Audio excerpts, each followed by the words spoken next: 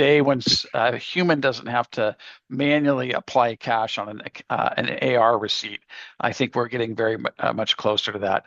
Updating our, the corporate treasury's cash position in real time, and then having AI look for ways to optimize that cash position versus waiting for end of day statements or overnight statements.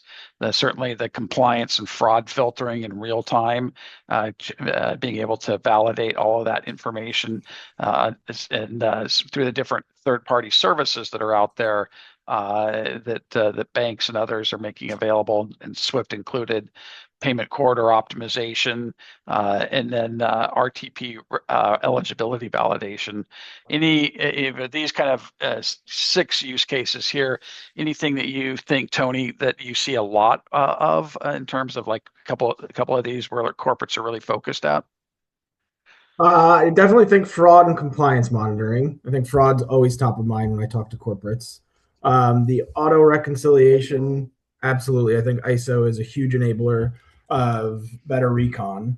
And then, I mean, I always hear some, not always.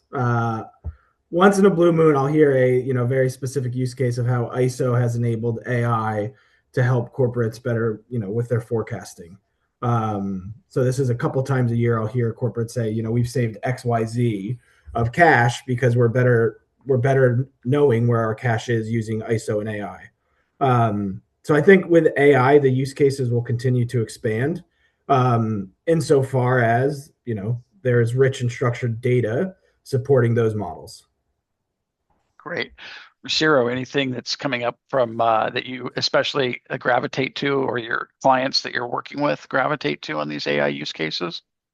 I want to touch on a few. So one, I think to my previous point around fraud mitigation, it's a matter of you have less time now to make decisions.